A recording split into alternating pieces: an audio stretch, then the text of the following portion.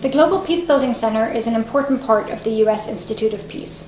It's our public education program, and it comprises, here in our headquarters building, the initial stages of a public education center. We have a classroom where we run regular educational programs for student groups and teacher groups. We also have 2 multimedia exhibits, which help to bring to life the challenges and the importance of peace building. And we're a virtual destination at buildingpeace.org, where we have online resources and activities for a broad public audience, but again, mainly focused on young people and educators. We work a lot with middle school and high school age groups in particular, but also with college groups sometimes.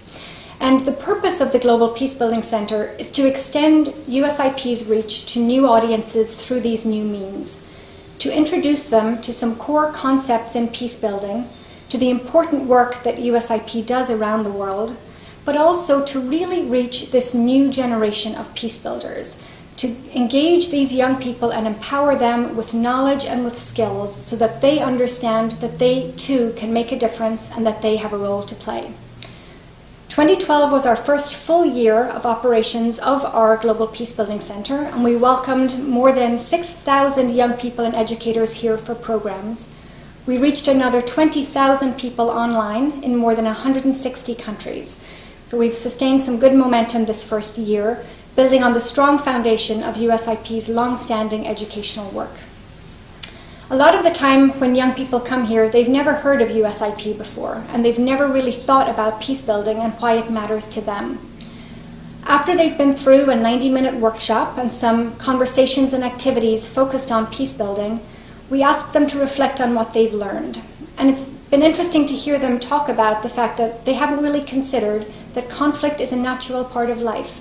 We all have conflict, and it's how we deal with it that makes it positive or negative, that conflict in and of itself is neutral, and that there are ways to deal with it. It's also been interesting for them to understand that peace building is a process, that it takes action, it takes engagement, it takes commitment, and it takes many different people working together. One of our exhibits in our Global Peacebuilding Center is our Witnesses to Peace Building, which tell individual video stories of peace builders of different kinds from around the world. And this year we were proud to add a 6th story to this series, the story of Lieutenant Colonel William Zemp, who talks about a reconciliation initiative in Mahmoudiya, Iraq in 2007. We've been using this video in some of our educational programs of late, and it's really opened the students' eyes to this role that the military can play as peace builders in some of the toughest conflict zones around the world. It's also a video that focuses on the theme of partnerships in peace building, which is so core to USIP's work.